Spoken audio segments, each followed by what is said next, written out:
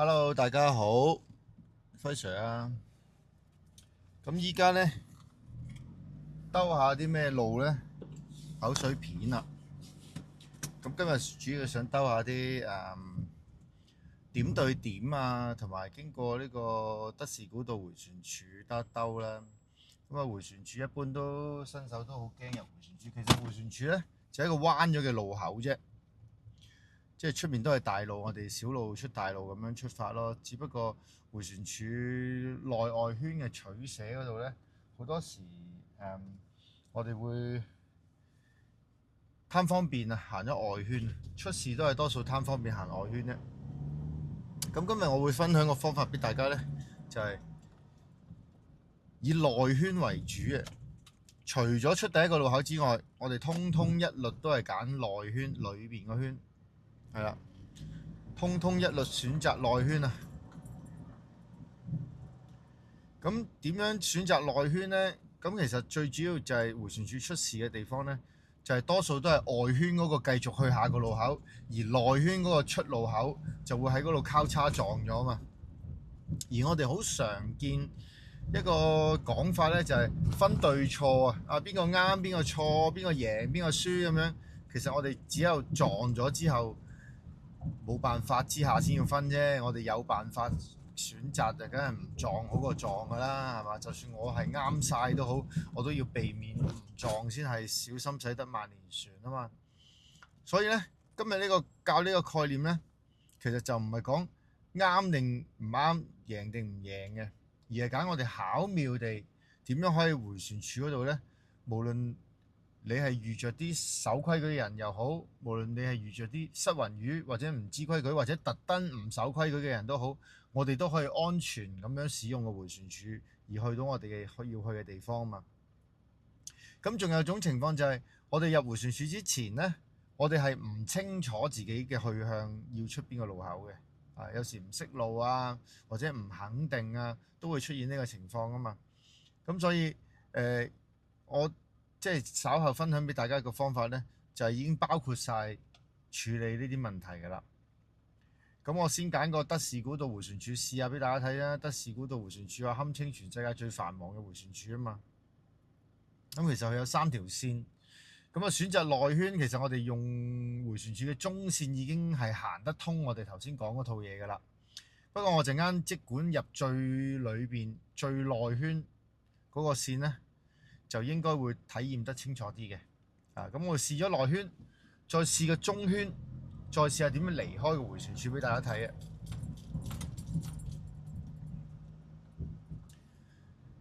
首先我依家去返葵涌方向，就會靠左一條，睇住呢個左邊車會唔會攞呢條佢嘅右線啦？唔會，我就過一過左邊，係啦。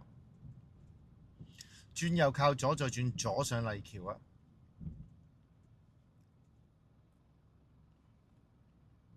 經過呢個迴旋處，再去德士古道迴旋處 ，OK 喎。將呢個捐翻落去，得喎，可以連兜2個迴旋處得喎。就用翻，就用翻呢2個迴旋處，就有個荃灣西旁邊嗰個迴旋處同德士古道迴旋處，就用呢2個迴旋處不斷喺度調翻轉頭行都得喎。大家可以參考下呢個方法啦。咁我哋最簡單，我哋出迴旋處嘅第一個路口嘅話呢，我哋一定係首選左線第一個路口轉左呢，咁就唔會有人影響到我哋啦嘛，係嘛？就算有人亂咁包迴旋處都影響唔到我哋嘛。咁呢個就唔使講啦，阿媽係女人啫，係嘛？第一個迴旋處第一個路口轉左嘅話，用左線啦，冇得用右線啦嚇。咁如果你用埋啲怪招嗰啲，就另外咁講啦。我哋依家唔係教啲怪招啊嘛。係啊，即係因為曾經有個討論就係話，有個人用內圈出第一個路口，但係嗰個係螺旋式迴旋處嚟嘅。咁啊咁啱佢內圈出第一個路口呢，嗰個內圈出去呢係有優先權嘅。咁啊變咗佢用落好似，就算撞咗都好似佢啱咁咯。右邊呢個先係咁加速啊！望右，佢見我嚟，佢唔識做協調啊，咁我就減啲速度啦。係啊。咁其實事實上，佢頂咗上嚟，事實上佢都唔快嘅，都係慢翻落嚟嘅。咁佢何必頂我呢？頭先爬開頭啦，啲神經刀嚟呢啲。誒啤啤佢先，神經刀阿叔啊，大叔嚟嘅呢啲，又要想唔讓，但係事實上佢又唔係快，咁咪讓下人咯，冇問題嘅，讓一讓又唔係，我又唔係速度慢佢好多，頭先我明顯速度都係同佢均速，甚至乎會快過佢少少添啦。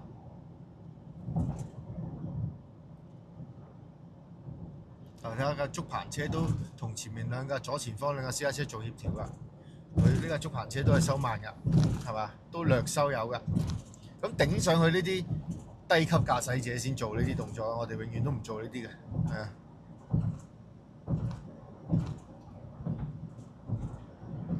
好，咁我會一路直去，照計就會去到荃灣西個迴旋處啊。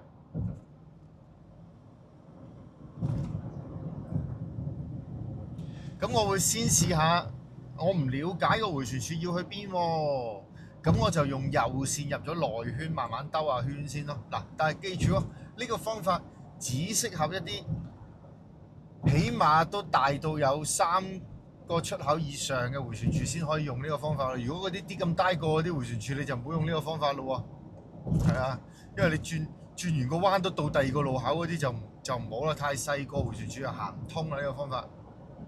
咁起碼都要，即係如果以一個圓周嚟講啊，起碼個圓周個長度起碼要有沙田石門迴旋處咁大啦，起碼要個圓周起碼要容納到10架8架車先算數啦，係嘛？係啊。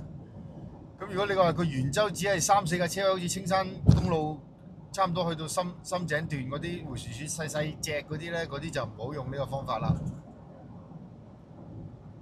後面下巴跟得我貼嘅都少少超速啦，我而家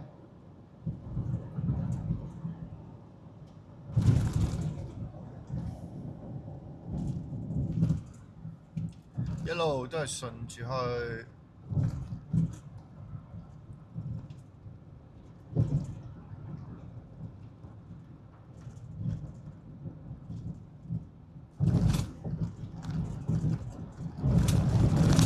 少少落斜，前面少少盲彎，望入啲，跨過個石壆望遠處交通情況，暫時冇嘢。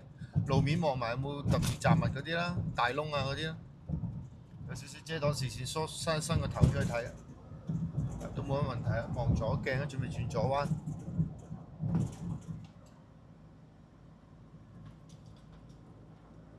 我跟翻條左線啊，望左，慢慢挨過去。美孚新村，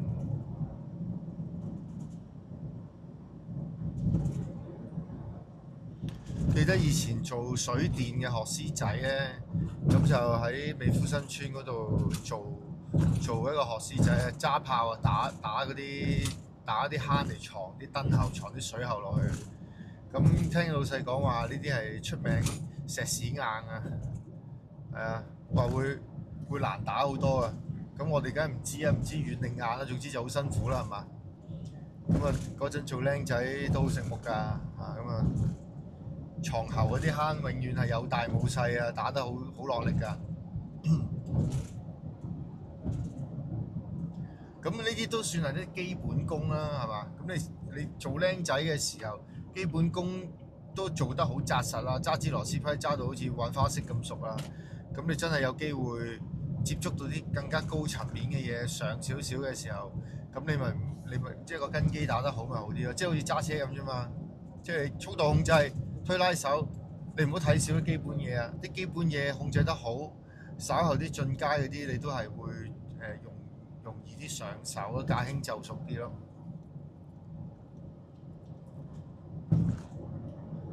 咁樣樣熟手嘅技巧都係要牽涉一個操控嘅根基啊！即係唔好諗住一步啊！你俾個如來神掌我，俾本秘笈我就識如來神掌，冇呢回事啊！從來都冇呢回事啊！望左鏡，係啊，而家擰埋，着盞細燈喺前面黑啊！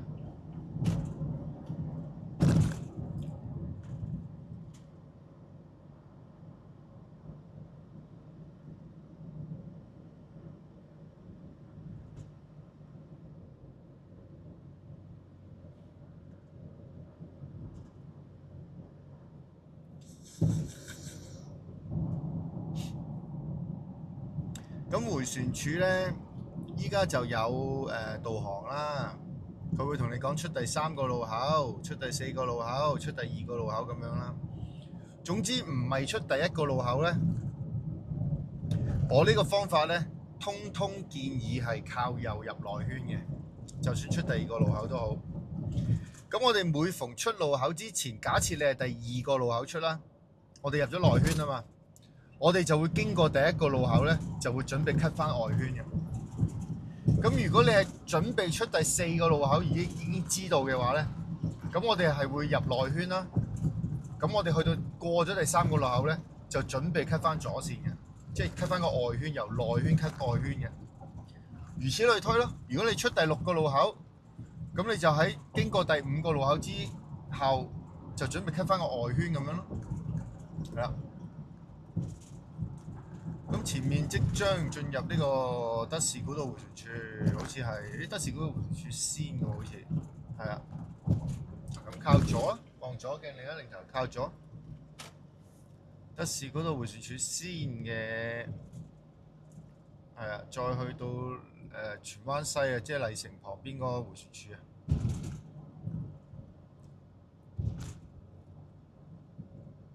咁假設我而家蒙查查啦。我唔知我將會去迴旋處邊個路口嘅，但係我知道我將會入迴旋處啦。咁唔知啊嘛，話明唔知，一律全部靠右，好似我依家咁，準備靠右咯喎。望右鏡，安全啦，靠右啊。嗱，迴旋處畫晒啦。左邊第1個路口機場快線站啦，第2個路口10點鐘方向屯門啦，1點鐘方向荃灣南啦，3點鐘方向荃灣北同埋沙田啦。當我唔知啊，我唔知要去邊個路口，咁我揀咗右線，陣間入內圈先。揀右線入內圈，呢個就係德士古道迴旋處啦，堪稱全世界最繁忙啊！條左線收緊啦。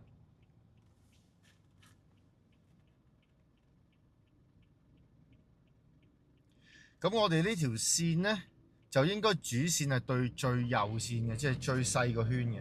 但係我哋由於我哋望咗左鏡，如果冇問題呢，其實我哋入中線都得。但係我依家試俾大家睇入最右線先啦。咁入咗最右線，打住盞右燈咧，基本上咧側邊嘅車都冇你咁優先噶啦。咁你就一路轉圈冇問題噶。咁左邊嘅車睇下佢自己入唔入嚟，佢自己諗啦。總之你唔使理啦。咁我喺度轉圈，喺度為咩轉圈咧？因為我唔知要去邊啊嘛。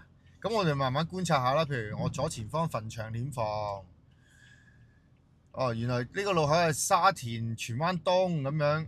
咁唔好理佢，咁你車頭呢啲紅色車攝入嚟，你識避㗎啦，呢啲你唔會錯啦。同埋就算撞咗都係佢冇優先㗎啦。咁我行緊呢條線，兜緊圈揾緊路啊嘛。九龍啦呢個出口，咁我哋唔出嘅，齋望嘅啫，齋望嘅啫。咁我依家嘅好處係咩咧？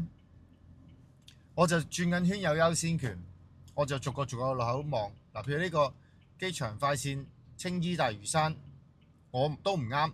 其實我最後係想出呢個嘅屯門呢個嘅呢一個荃灣中心井屯門呢個。嗱，我哋陣間出呢個啊，但係依家唔出住，繼續轉內圈。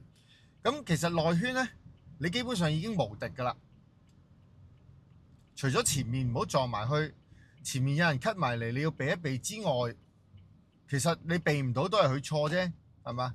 咁都要避，都避免碰撞嘅都要。但係呢個荃灣東同沙田呢個路口有啲塞咗入嚟啊嘛。所以會影響中線同左線塞咗啊嘛，咁所以有啲車會 cut 過嚟最裏邊呢條線就係咁解咯。但係原本應該呢條最內圈係暢通噶嘛，係嘛？咁我最後要出屯門深井嗰個路口啊嘛。好啦，咁我當依家視察完畢啦，一路循環咁睇啫嘛。諗清楚你要出邊個路口，諗好啦。當我依家諗好啦，我最後係要出呢個路口，咪住唔好呢度出，呢度出太危險啦。好，咁我鋪排下咯喎。點鋪排咧？我最後喺度走嘛，咁我過埋塞車呢度，咪 cut 條中線先咯。其實中線一樣可以照我依家咁樣兜都得噶，只不過頭先講過啦，荃灣東呢度塞車啊嘛，佢會有少少塞，會有少少落咗嚟最右線呢度噶。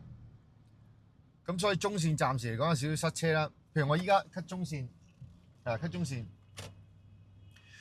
，cut 中線。同頭先用最右線個概念都係一樣。依家暫時嚟講呢，冇人影響到我嘅，除非最右線有車要出嚟，我包住咗佢啦。不過佢如果最右線要出嚟，咁佢照道理都會望左鏡先出啦，佢都唔會亂咁 cut 噶嘛，係嘛？咁所以我依家暫時行住條中線打住盞右燈咧，就可以行翻頭先我優先繼續喺度睇下邊個路口出得嗰個方法。咁我呢度最後我出深井呢度啊嘛，我唔出住。假設我塞車，唔緊要噶，我塞車咪繼續打右燈，繼續行中線咯，冇影響㗎。譬如的士挨過嚟，我咪收俾佢咯。佢唔挨啦，佢出左線啦，係嘛？咁咪繼續行，好似塞車咁啫嘛。咁打翻盞右燈，唯獨是要留意呢架右前方呢架田螺車咧，會唔會想 cut 左線出嚟啦？如果佢唔會嘅，咁我就唔使太擔心。咁啊，可以繼續行住先。嗰個田螺車連塊鏡都接埋啊，為咗避架小巴，連塊鏡都收埋佢。咁不過都塞啊，依家塞都唔怕㗎。咁我繼續行中線咯。嗱，其實我右線安全㗎，其實我 cut 條右線都得嘅依家。咁大家知道中線得就得啦，我唔使特登塞啦。咁我 cut 條右線啊，望右鏡，右邊呢架貨 van 走埋我 cut 啦。係啦 ，cut 啦，望右 cut 啦。咁 cut 咗右線一樣都係揼揼圈冇問題。咁我哋揾機會出翻條中線咯。嗱，譬如好似貨 van 咁出，架貨車咪要就佢咯。其實呢啲唔難就啊，你只要知道規律係點樣行就得㗎啦。咁因為貨 van 點解要 cut 出去咧？因為架貨 van 想去沙田荃灣東呢個路口啊嘛。咁佢咪要 cut 翻中線咯。如果唔係照計，佢去下一個路口，佢使乜咁早就 cut 過嚟左邊啫？唔使㗎，係咪啊？即係我去下一個路口，我咪繼續轉圈。嗱，睇住左鏡咯。左鏡寶馬過唔過到你啊？過到又好，嗱，過到我咪唔出住咯。過唔到嘅話，嗱，我過埋呢個雙白線我 cut 㗎啦，望左冇啦 ，cut 一條。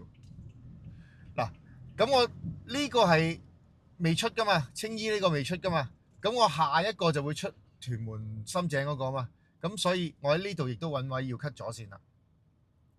咁但係嗰個沙田個路口頂到出嚟呢度啊啲車。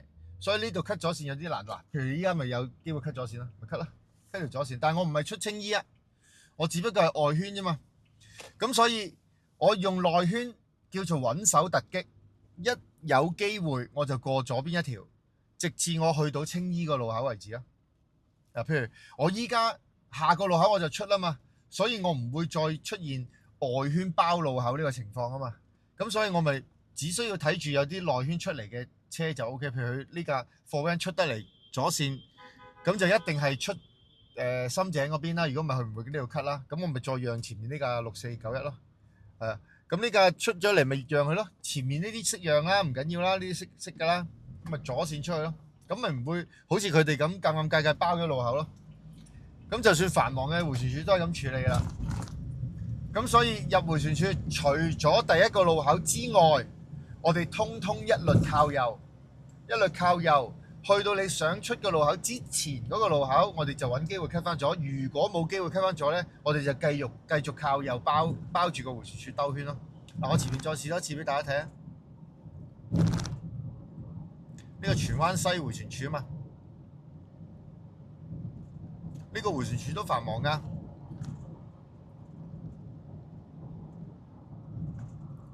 咁試埋呢個迴旋處呢，應該大家就會明白我嘅意思啦。咁就唔好再太膚淺地，哎呀，我出內圈出呢個路口有優先權嘅，所以就出。咁你遇着個盲嘅包埋嚟，你係有優先權啦，你係啱啊。但係你都撞咗啦，係嘛？嗱，我唔知迴旋處要去邊啊嘛，我就靠右入迴旋處咯。咁因為點解靠右呢？因為我唔知要去邊，亦都唔係第一個路口就走，我就靠咗右先。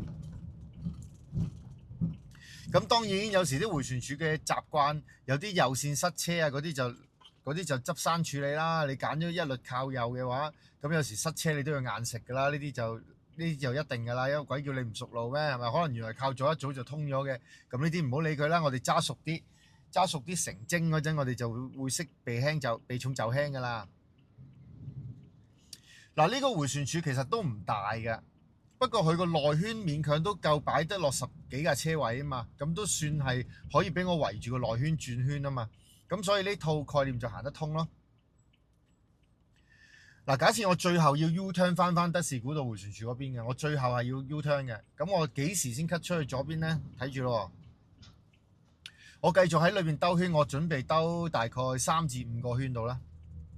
即係我會經過翻呢個路口3次至5次左右啦。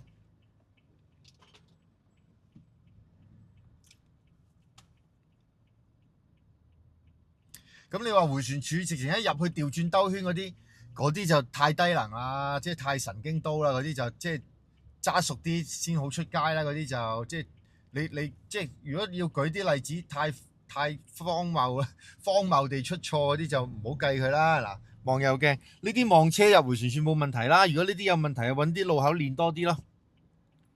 如果再有問題嘅就變翻人仔，用人仔嚟過路口啊！人仔出多幾個路，譬如我入咗內圈，我咪喺度睇風水咯。深井、屯門、元朗唔啱，荃灣站、荃灣中唔啱，繼續轉圈，咁冇人影響到我㗎。而家嗱，我最後要去青衣九龍啊嘛，係嘛？咁我而家兜咗一個圈，我兜3至5個圈啦。係啊，第一個圈嗱，譬如呢度荃灣西汀九唔啱，你留意到我哋條右線會一開二變咗條中線右線㗎。你睇到啲線嘅分佈，總之唔好理，全部靠晒最右。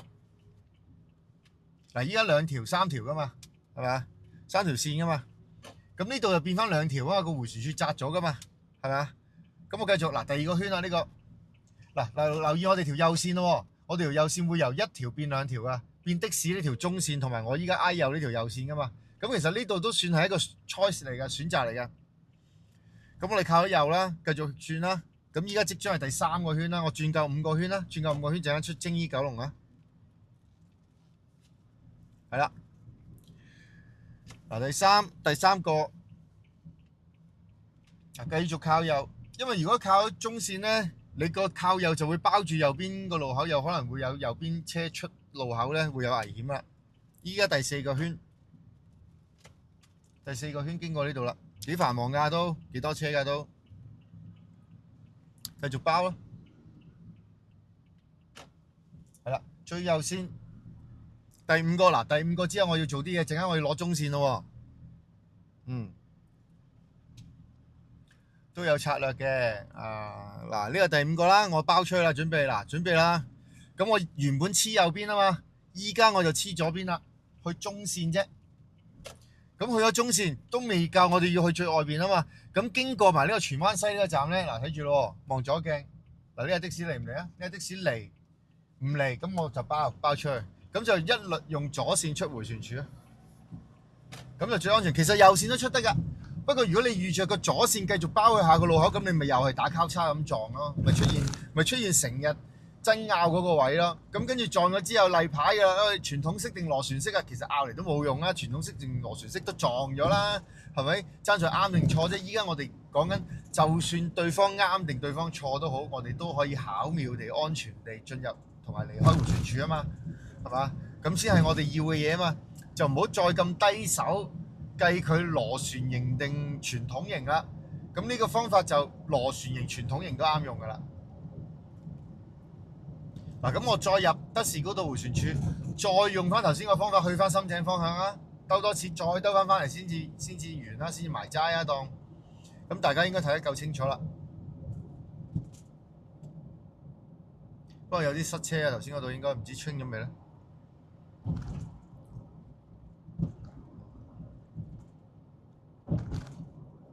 好，暫時落迴旋處，好，都係塞車嘅，嗰個沙田嗰個出口塞車嘅，少少塞嘅，塞實啊，成個迴旋處塞實啊，係啊，咁塞下車都啱啊。陣間啲同學仔又話做馬係嘛，費事你清空晒條馬路先拍片嘅係嘛？講到我好似神通廣大咁啊，清空晒佢先拍片，俾我拍片係嘛？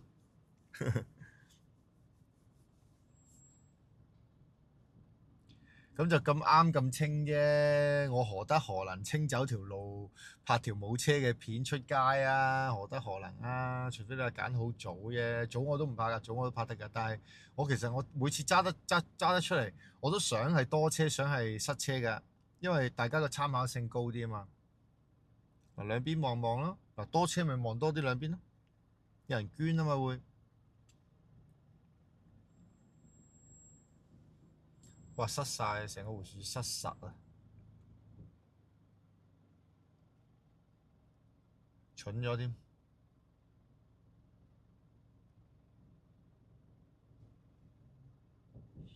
尖位嘅技巧啦，入紅隧嗰啲咧，咁又試下咯。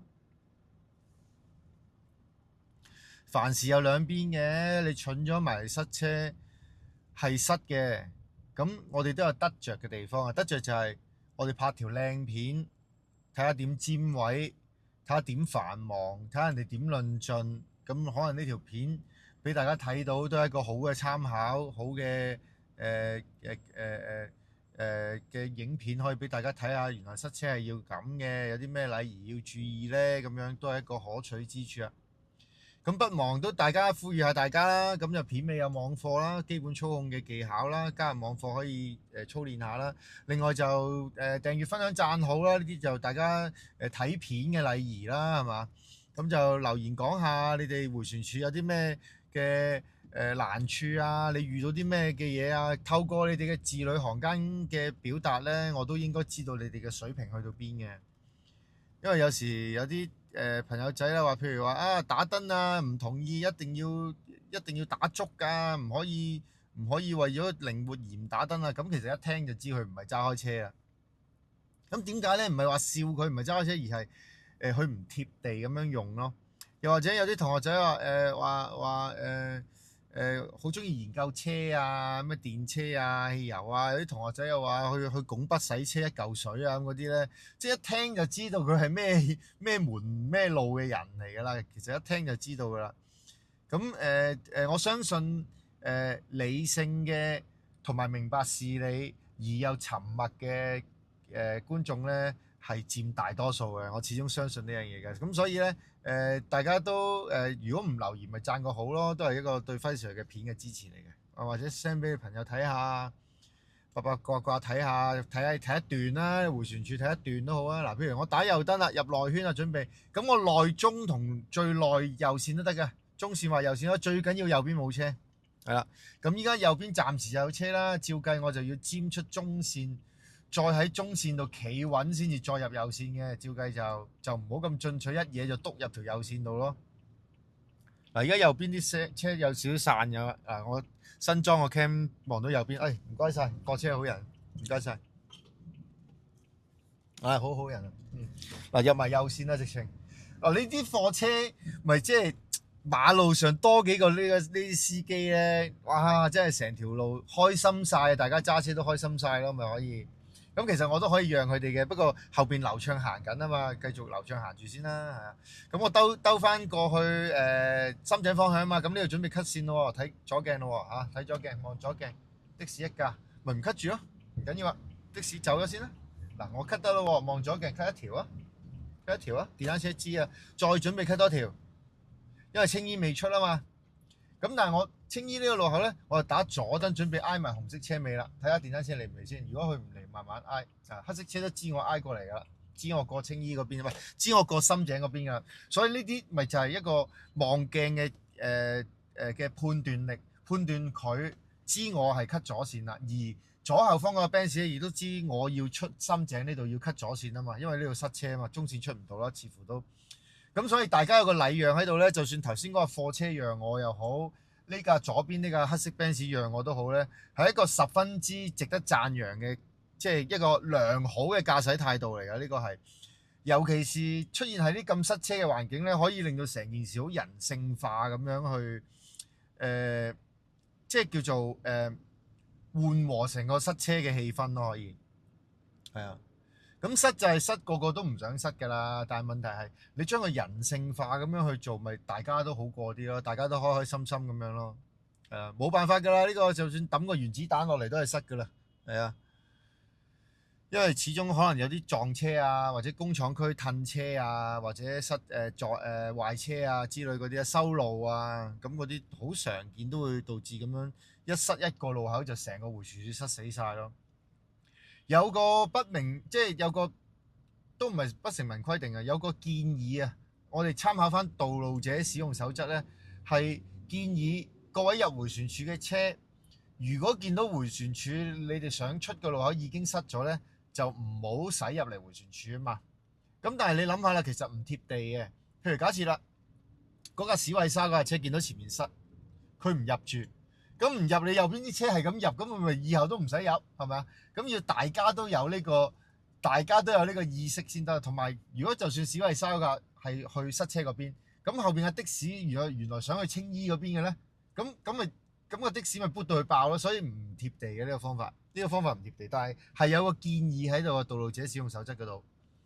咁所以我哋日常只能夠講話呢啲係參考咯，即係又攞翻最成日講嗰套概念出嚟啦。越繁忙嘅交通咧，就越進取，越大家嘅執生程度就越高，同埋大家嘅容忍度就應該要越高，即好似逼地鐵咁咯。就算你同隔離嗰個逼到膊頭貼膊頭嘅，就唔會接接聲啦，係嘛？大家都知逼㗎啦，大家都唔想㗎，係嘛？咁啊，大家你係就下我就下，咁咪嗱臨過咗去咪算數咯。咁但係越疏落嘅路面咧，越休閒嘅路面咧，我哋就越偏保守嘅啊，因為休閒嘅路面普遍都開得快啦，普遍都預你係守規矩啦，咁我哋就唔好太進取咯，嗰啲位置塞死晒，手掣 P 波。失實喎，真係似乎。咁頭先掛住講嘢咧，不忙都唔記得講。頭先咪有架貨車讓我入嚟嘅，其實佢讓我只係頂咗條左線啫嘛，而我要插入條中線或者右線嗰度啊嘛。其實佢個視線咧，個車身都會遮住我視線嘅，咁所以即使佢讓咧，千祈唔好放低個戒心就直衝入中線咯。經過佢嘅時候咧，都要望一望中線同右線有冇車先至駛入去咯。因為頭先掛住即係表揚佢啊咁禮讓嘅駕駛態度咧，咁一講多幾句咧就唔記得喺個影片嗰度講，但係我都有睇嘅，有睇右邊有冇車嘅啊。咁呢個就講漏咗不妨回翻帶睇，我呢度就提翻啦，反正塞住咗。咁我直接喺荃灣西嗰邊嗰個迴旋處走啦，我唔翻過嚟塞車啦，我過翻去荔枝角啦，陣間過翻荔枝角。嗱冇做馬啦，塞晒啦，輝 Sir 都自己塞咗喺度啦，係嘛？咁呢啲係揸車嘅日常嚟嘅，冇得避免嘅。咁你塞都冇計，你睇下條橋上面啲車都塞實晒。我直情荃灣西嗰個迴旋處都塞住咗喎，似乎睇上面完全塞住咗喎，完全走唔到嗰啲車，點解會咁啊？得翻旺角嗰邊走到咗，其實我去旺角嗰邊最快喎。睇下過唔過到中線先，如果過到中線，陣間過中線都好喎。旺角嗰邊最快喎，因為上面已經見到條橋塞住咗，薩隆巴斯嗰度見到塞住咗啦嘛。係啊，我喺度，前面呢度上面塞住咗啦嘛，係嘛？咁我陣間出呢個深井呢個路口，咪去到深井嗰邊個荃灣西個迴旋處，咪又塞一輪，係嘛？咁所以陣間如果我過到中線，即係你見呢架中型車呢度，咁我過到中線再過右線，我咪出旺角方向嗰邊走咯。不過塞到實都唔知走唔走到，依家暫時係咁樣睇住先啦，暫時諗住先啦。沙田嗰個路口就唔使諗噶啦，沙田嗰個路口唔會考慮啦，嗰個路口太塞啦，最內圈都塞到實啦。依家係咪撞咗車啊？冇理由喐都唔喐啊！哦，我知上面點解塞啦，係呢個迴旋處塞住咗，頂翻上去，頂到荃灣西嘅迴旋處都塞埋㗎，應該係啊，如無意外。嗱，上面開始喐到，落咗車喎人，咁有型喎，落車㗎嗰人，喐喐地啦，啊掂啊，喐喐地啦，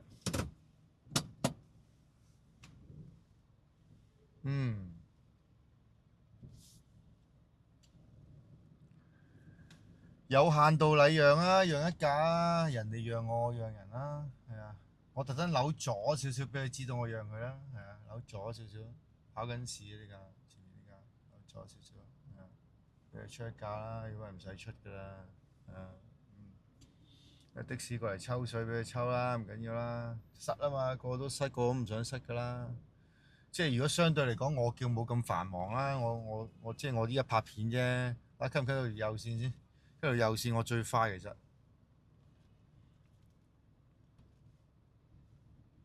巴士讓佢㗎啦，我就係一定係啊，想 cut 條右線啦，白色車希望讓我啦，係啊。有貨車會出啦，橙色貨車會出啦，所以佢應該會唔會讓我？會讓我啦，橙色貨車會讓我啦，因為出路口啊嘛。我跟白色車啊，慢慢喐啊，唔怕嘅。跟白色車，白色車等巴士走，我跟白色車。哇，咁貼嘅藍色車攞到，OK。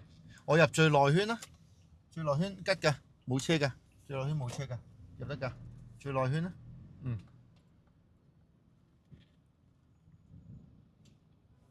咁我過翻荔枝角方向咯，玩咯。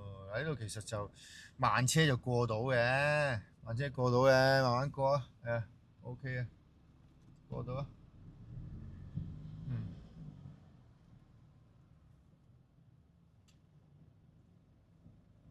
得啦，唔使睇地圖啦，知啦，最主要呢個路口塞啫，呢個沙田呢個路口過咗呢個就離開呢兩個塞車位㗎啦，兩邊望。佢掘裏邊個迴旋處係咪想擴大啲個迴旋處咧？我覺得佢應該想喎，擴大多條線喎，再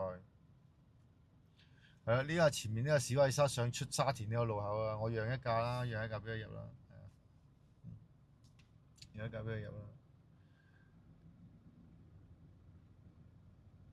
如果咪塞到爆炸啦！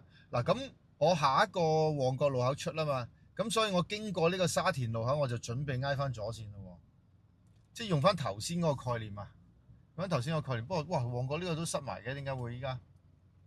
係啊，讓的士啊，讓的士啊，係啊，讓的士啊，咁史威莎去沙田嘛，咁即係會頂路口啦，頂路口。咁我呢度睇下吸唔吸到個左邊啦？藍色車嚟，吸唔到，吸唔到，我忍一陣先。係啊，呢度攞塞唔塞啊？呢度攞塞係嘛？唔塞啦，唔塞呢度過到啊，左線啦。嗱，望左鏡藍色車讓我應該會，睇下讓唔讓啊？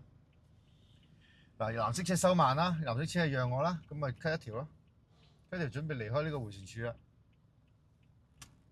咁呢啲係你打咗燈，輕輕挨少少埋去睇下佢動機咯。如果佢唔讓嘅，我哋咪唔好再繼續挨咯。係啊，俾盞 fan 橋燈先。嗱，再出多條啊！如果 cut 到就 cut 多條啊，費事同佢哋一齊塞啦。係啊，跟呢個170呢個寶馬一齊去啊！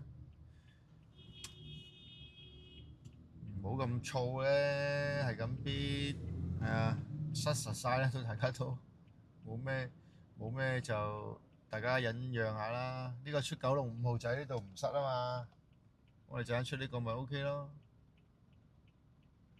嗰架黑色車私家車應該前翻少少，咁咪可以打開個路口咯。打開路口咁咪放啲車走咁啲咯，可以。佢後邊搬佢嘅意思即係話前面呢幾架車好塞住個路口，唔留翻個路口俾人走。係啊，嗰架貨車仔啦，貨車仔塞住咗個路口，嗰架的士一齊塞埋個路口，咪攔住走唔到咯。應該走得到啊嘛。啱啦，貨車喐就啱啦，私家車要喐前少少啊！嗰個私家車唔得醒目啦，嗰架嘢，嗰架個手踭喺窗口嗰架，嗰架 Tesla 又係 Tesla，嗰架要架貨車褪後走嗰架，係啊，呢啲真係又褪翻後波啊！點解後波嘅喂，大佬？係啊，呢架仲嚟頂，唔好頂住啦啩！仲頂住，係啊，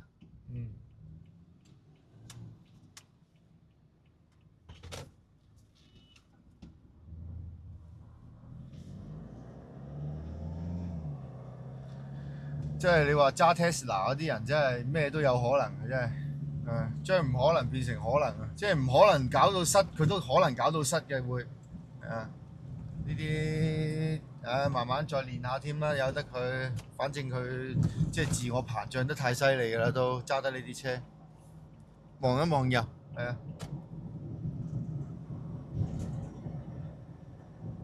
明明係咁順嘅路，搞到咁塞，係嘛？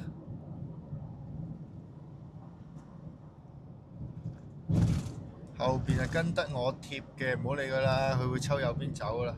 OK，我陣間揾位都 cut 條右線啦，爛爛地條路，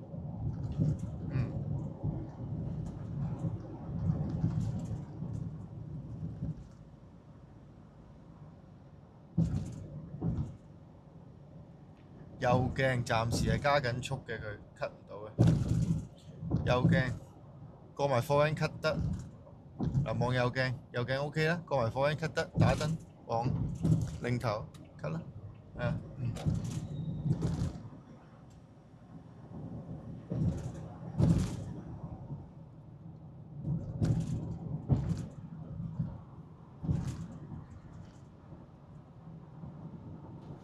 哇！撞到啲烏龍茶跌晒出嚟喎，邊個？係啊，成箱，放遠啲，嗯。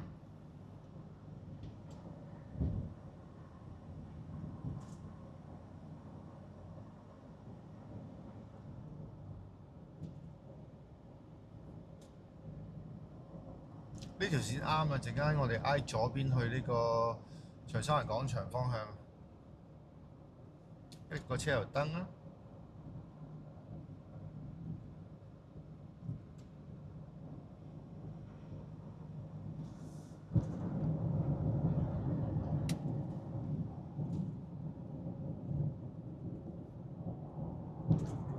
巴士埋唔埋站啊？右鏡暫時有架黑色車，巴士都唔埋站冇嘢 ，OK，唔使 cut 右線啦。不過望咗都冇壞啊，頭先。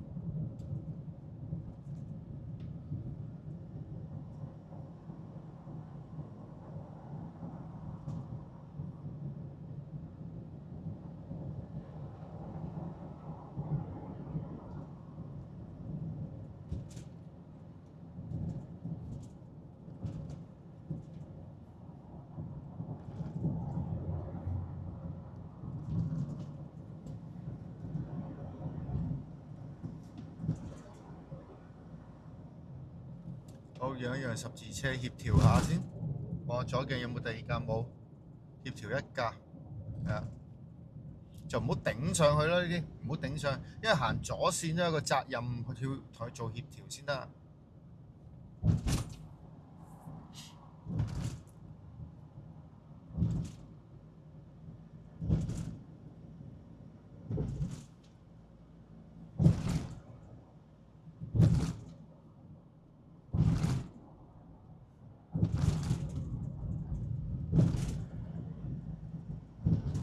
冇問題，左右鏡 OK，後邊電單車跟住冇嘢。50路行60速度，少少超速。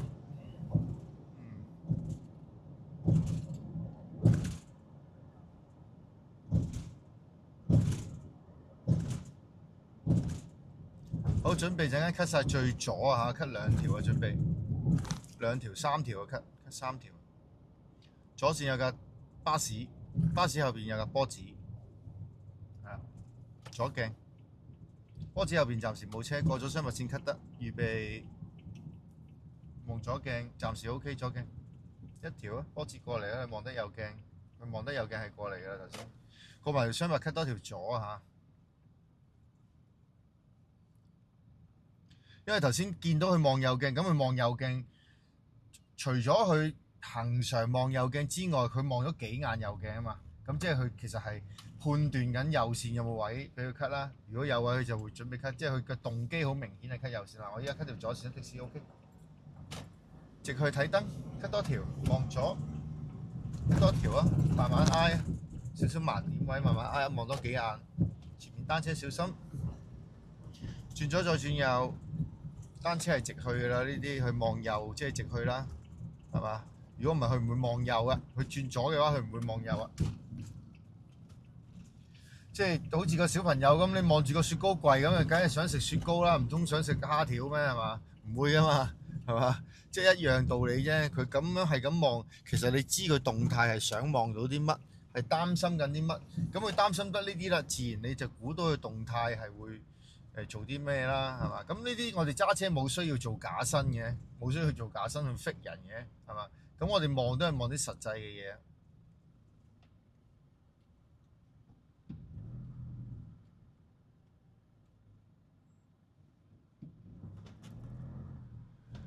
咁泊低架車，陣間就寄翻啲工具先，因為網課嘅朋友仔有啲練習工具寄俾佢啦。係啊，咁啊跟住啲工具練習網課嘅內容呢，咁就拍翻影片俾我睇咧，咁我就會有個針對性嘅回饋俾翻啲學生去執翻啲手勢啊，從而令到佢哋將同一個手勢咧可以應用喺學車嗰個進步嗰度嘅嚇。咁網課嘅內容就係一個基本操控嘅我可以講話全部啊，大部分嘅教學材料嚟嘅。咁即係唔係話誇口咁講啊？即係如果唔識點樣去排序嘅學生啱睇啦，唔識點樣唔知自己嘅狀態係點嘅學生啱睇啦，唔知自己水準去到邊可以睇咗呢個單元1、2、3、4咁樣睇上去啦，你會發覺單元1、2你已經好多嘢唔識㗎啦，基本上。咁啊一路練上去咧，練到單元6咧，先至到交通嗰啲過燈啊、cut 線嗰啲嘢嘅。咁就排翻好啲次序，就算你想將個流程推快，都唔等於你可以將個次序撈亂嘅。係啊，即係等於學打波咁。你學戰術之前，你肯唔肯定你射得準先？你肯唔肯定你體力夠先？你肯唔肯定你交波啊？各樣嘢都到位先。如果你唔肯定嘅話，你就咁學戰術冇用㗎。原來個戰術成功啊，到你攻到入去添啦，最後你射唔入。原來你射得唔準，咁呢啲係你個底嚟㗎嘛，係嘛？咁你咪要喺個底度將佢變翻好，先至可以做到更加複雜嘅技巧咯，甚至乎戰術嗰啲咯。咁同依家學車啲朋友好中意就係話，一開始就理解咗市場考啲乜先，個路線點兜先，啊邊個彎難轉，邊度多死車先。但其實原來佢行條直線都行唔到嘅，咁啊即係得個知字咧，事實上佢都做唔到裏面嘅內容啦。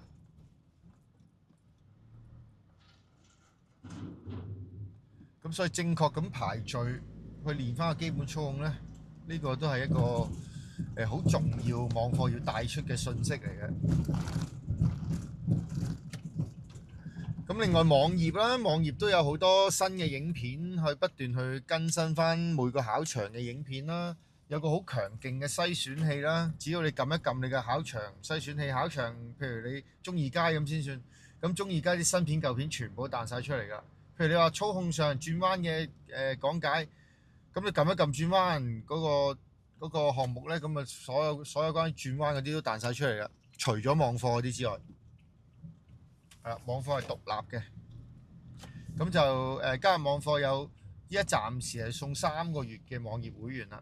如果你真係如果你真係睇嚟考試路線準備考試用嘅話咧，3個月夠晒㗎啦。如果你唔睇嘅，我俾3年你都冇用啊。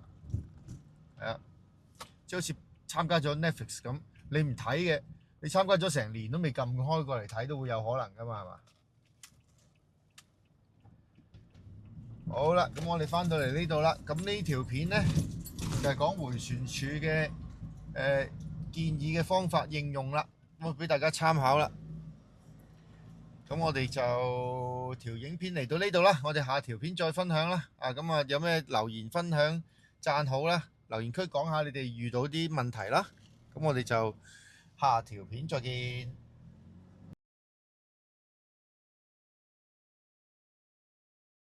大家睇完路線片之後，如果要掌握裏邊嘅細節技巧，仲要有個良好嘅基本操控，呢方面網課幫到你。單元1，基本認識車輛嘅操控。大家唔好睇小車嘅基本概念，學車嘅過程往往時間緊迫，好多時就算師傅講過，落堂就會唔記得，所以我哋要慢慢仔細咁樣了解車輛基本操作同埋各個部件。特別係平時容易忽略嘅調校座位啦、司機位、常用嘅按鍵等等，等大家可以更加快適應各種駕駛嘅操作。我哋日常揸車成日遇到嘅亂咁上落車、亂咁開閂車門等等嘅危險情況，呢啲咁基本嘅安全知識，往往係我哋學做司機最應該打好嘅基礎。大家記住，首先要培養一個安全嘅駕駛者，先至會有安全嘅乘客。最後，掌握學車必須要知嘅常識，例如交通規則、檢查、維修嘅要點，一步一步建立安全、負責、穩健嘅駕駛習慣。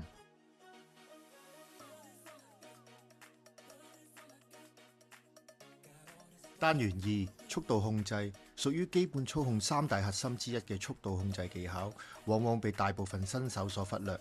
控制任何會移動嘅物體都離唔開控制速度嘅技巧，因此喺 cut 線、爬頭、轉彎，甚至乎泊車、窄路掉頭嘅時候，假如車速控制得唔好，係必然對整體駕駛質素造成好大嘅影響。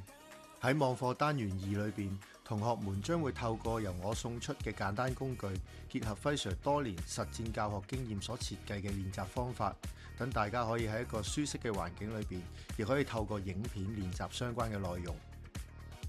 透過練習熟練看似簡單而極其重要嘅車速控制技巧，絕對有助大家學車嘅時候更加容易穩定車速，加快學車整體嘅進度。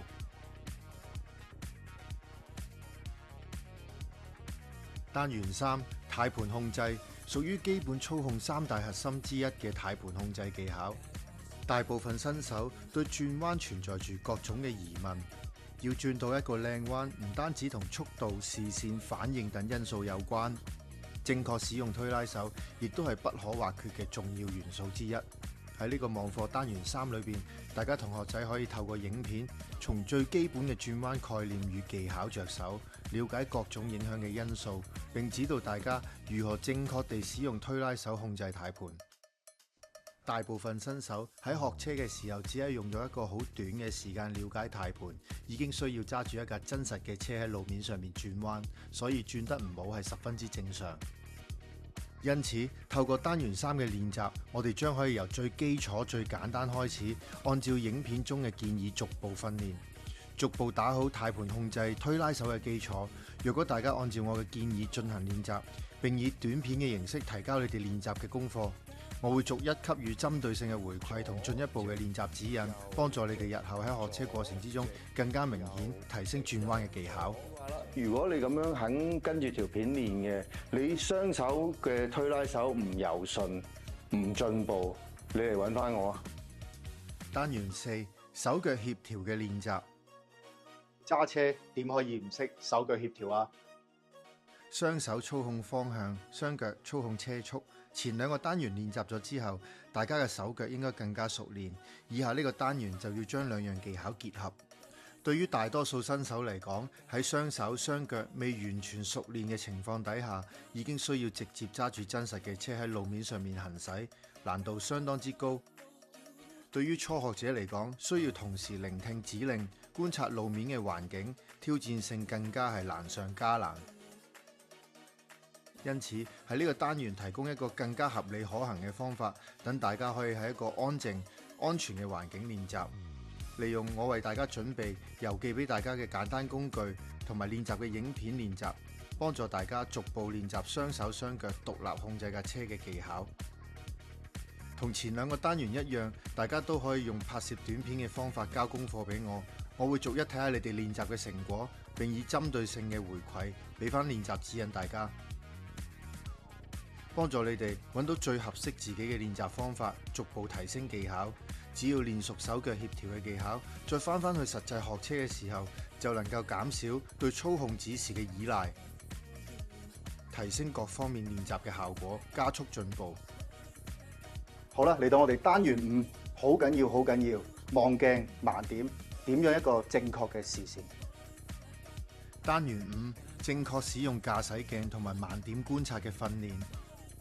大家學習駕駛應該要注意嘅視線焦點，包括望鏡、觀察盲點，以及喺不同嘅情況下切換嘅視線同埋反應。多數新手咧，考試肥佬嘅主要原因嚟嘅。大部分新手喺學車或者考試嘅時候，雖然好多時候會被師傅要求查看駕駛鏡或者盲點，但係喺實際學車嘅環境裏邊，要掌握視線嘅正確分佈，亦都要同時觀察鏡同路面嘅情況。大家作為新手，好常見會感覺到好疑惑，根本冇辦法有效咁樣落實指令，唔會亂咁唔望前面咁樣扭軚而扭得啱噶嘛。咁所以千祈要戒咗啲壞動作先。針對以上嘅情況，以下單元5將由最基本嘅正確視線望鏡嘅位置開始，逐步說明望鏡盲點覆蓋嘅範圍同埋次序，需要留意嘅細節內容，以及喺 cut 線、出路口同埋過死車點樣可以正確切換視線嘅反應。望一望，望翻前，再擰一擰頭，慢慢前 feel 下隻手係咪喐，會唔會喐咗嘅 ？OK， 望一望，擰一擰。透過精心設計嘅教學影片，循序漸進咁樣練習，等大家逐步可以理解同埋掌握呢啲細節，從而令到我哋可以喺實際駕駛當中靈活應用，達到穩健而高效率嘅學習進度。由單元1睇到單元4，再睇呢個嘅單元5嘅話，練嘅嘢就啱次序啦。去到最後單元6，考生最容易忽略嘅關鍵點，喺轉換行車線、駛出路口、經過交通燈環境之中，好多新手未察覺自己出錯嘅地方。呢個單元假設你已經掌握咗基本操控同埋駕駛鏡嘅盲點應用，將會整合新手初學者經常犯錯而自己唔知嘅情況。扭一扭，停一停，再睇嘅。透過真實嘅案例影片進行講解。望左邊，望左邊，望左邊，聽我講，望左邊。透過網課嘅影片，大家可以逐步拆解長期存在而且常被誤解嘅出錯點。右邊都 OK 啊嘛，望左邊走人。例如正確出路口嘅切換視線啦，正確通過交通燈嘅技巧啦。嗱，準備睇住喎，常速啊，講緊常速啊。睇到嗱，貨位中間貨位應該去埋嗱，呢兩個白色車停得好好啊，非常之好啊。以及遇到突發嘅情況，例如處理前面有死車而迎面有車而嚟，我哋點樣處理等等。理解呢啲內容之後，喺日常路面嘅練習當中，就能夠更加準確地判斷同埋反應，等學車嘅內容更加充實，避免因誤解或者混亂，浪費咗學車時候寶貴嘅練習經驗。立刻加入網課，為你哋第時都可以做一個安全嘅駕駛者作一個最好嘅準備。依家報名即刻送俾你簡單嘅練習工具，等你跟住練，仲送俾你3個月免費嘅網頁會員。喺網頁大家可以睇到輝 Sir 嘅全部教學影片。想參加網課或者了解6個單元嘅細節，點擊下邊嘅連結，嘟 QR code 或者直接聯絡我輝 Sir 啦。祝大家學車考牌順利，學車學業進步。